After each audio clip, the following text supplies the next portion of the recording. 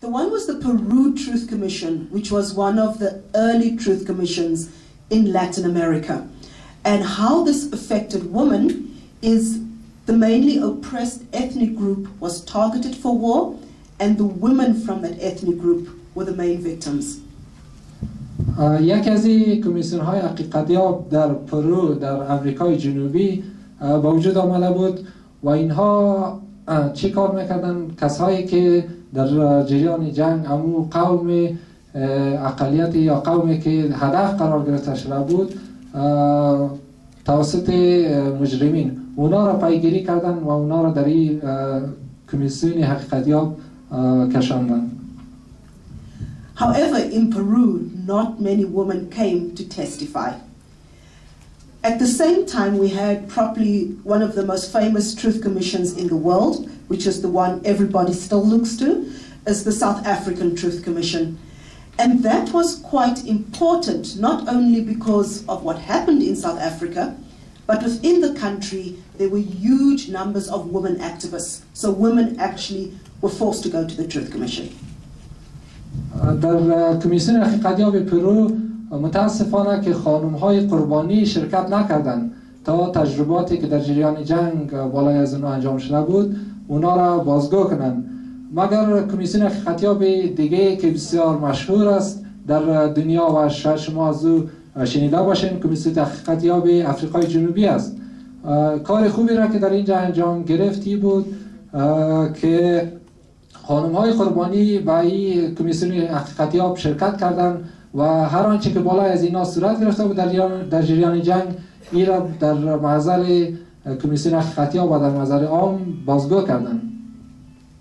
So we had in South Africa a huge amount of women who had gone to prison fighting against apartheid. We had huge amounts of women who had been activists. There was also at the commission very specific women's hearings where women could come and talk about their experiences, and it was in public.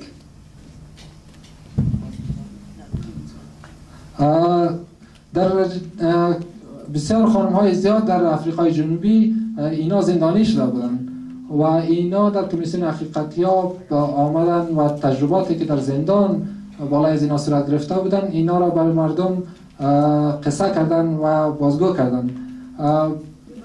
در کمیسیون حقیقتیاب بعض خانم‌ها انتخاب کرده بودند که چیزی را که یا گفته‌هایی را که اینا در کمیسیون حقیقتیاب میگه اینا در رسانه‌ها یا در نظر عام نشه و تنها کمیسیون حقیقتیاب امی گفته‌های از اونا را مستندسازی کنه و بشنون.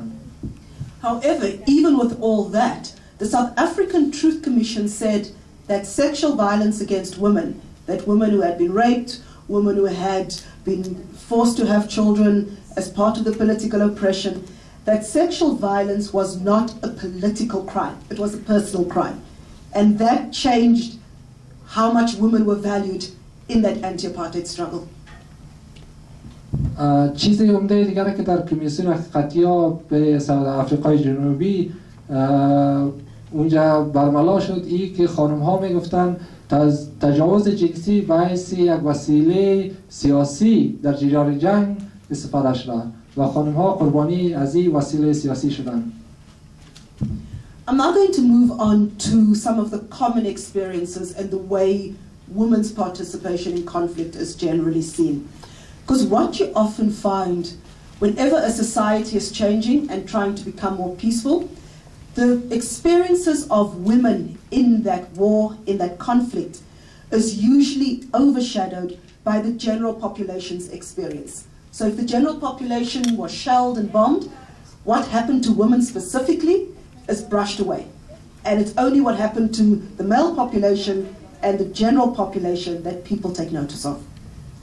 مثال‌های بسیار زیادی وجود داره در قسمت تخطی‌هایی که بالای خانم‌ها انجام شده در جریان جنگ که نمیشه تمام از اونها را ما بازگو کنیم، مگر یک چیزی که بسیار عمده و مهم است این است که در جریان جنگ چیزهایی که عمومی انجام گرفتن، مثلا مثال در یک منطقه بسیار جنگ بوده، تخطی‌های گسترده صورت گرفته و همین تخطی‌های دیگه که صورت گرفته تا جایی را تخطی هایی که مخصوصا متوجه خانم ها می شده اینا را کم باستاب داده. یعنی تخطی هایی که بالای خانم ها صورت گرفته اینا باستاب نشده، نظر تخطی های دیگه که دست بالای تمام مردم صورت گرفته اونا زیادتر باستاب داده شدن. You also find that if you talk about experiences of conflict, the experiences of men, when men are victims, they're seen as heroes and the most affected. The women, what happens to women is seen as shameful and not really part of the experience. It's kind of by the way.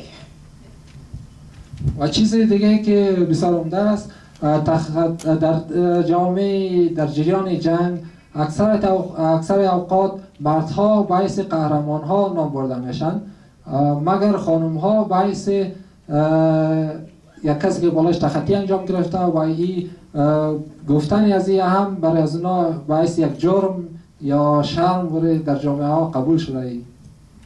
You also often find that even if in conflict men have experienced humiliating things that make them powerless, it is still seen as something they can be proud of. They survived it and they can talk about it and it makes them a hero.